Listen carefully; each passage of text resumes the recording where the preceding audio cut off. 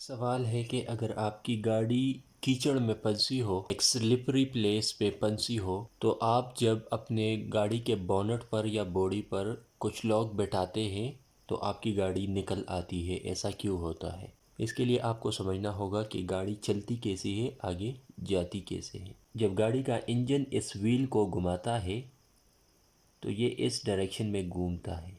ये wheel earth surface को पीछे की तरफ पुश करता है। अर्थ सरफेस रिएक्शन में व्हील को आगे की तरफ पुश करता है। चूंकि अर्थ का मास बहुत ज़्यादा है, वो तो मूव होता नहीं। सो रिएक्शन में जो पुश आया है, उस रिएक्शन में पुश की वजह से ये गाड़ी आगे मूव होती है। ये पुश सिस्टम तब तक काम करेगा जब तक ये व्हील और अर्थ सरफेस के दरमियान फ्रैक्शन रहेगा, यानी कि जहाँ पर ये दोनों व्हील और अर्थ सरफेस मिल रहे हैं ये स्लिपरी ना हो, यहाँ पर फ्रैक्शन हो।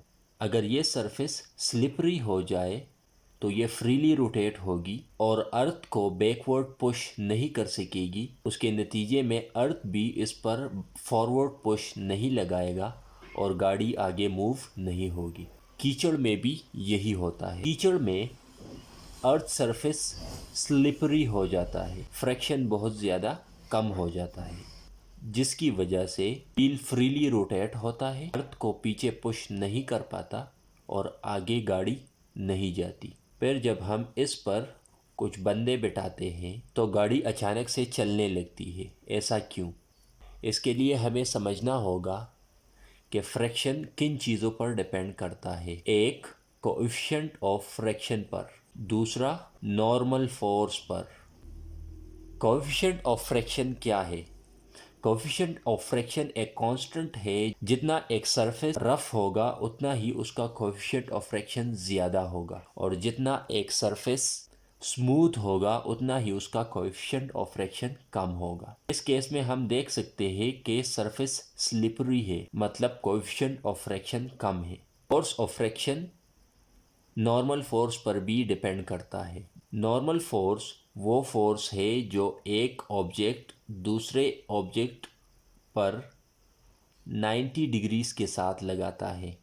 इस गाड़ी का जो वेट अर्थ पर आ रहा है perpendicular to the earth surface, ये इस गाड़ी का नॉर्मल फोर्स है। सो गाड़ी को आगे मूव करने के लिए हमें गाड़ी को आगे पुश करना है। आगे पुश तभी लगेगा जब यहाँ पर ये स्लिपरी सिचुएशन ख़त्म होगी। स्लिपरी सिचुएशन को ख़त्म करने के लिए हमें फ्रैक्शन बढ़ाना होगा। फ्रैक्शन बढ़ाने के लिए हमें या तो कोएफिशिएंट ऑफ फ्रैक्शन ज़्यादा करना होगा और या normal force. Coefficient of fraction तो हम ज़्यादा नहीं कर सकते क्योंकि सरफेस को हम चेंज नहीं कर सकते गाड़ी के नीचे, बट हम नॉर्मल फोर्स को यानी कि गाड़ी के वेट को बढ़ा सकते हैं। जब हम गाड़ी के ऊपर 2 या 3 बंदे बिठाते हैं तो एक्चुअली हम गाड़ी का वेट इंक्रीज़ करते हैं।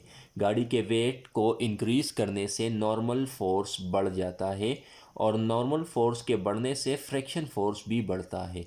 फ्रैक्शन फोर्स के बढ़ने से ये स्लिपरी सिचुएशन ख़त्म हो जाती है और व्हील जब रोटेट होती है तो वो अर्थ को बैकवर्ड पुश करती है। अर्थ रिएक्शन में गाड़ी को फॉरवर्ड पुश करती है और गाड़ी मूव हो जाती है।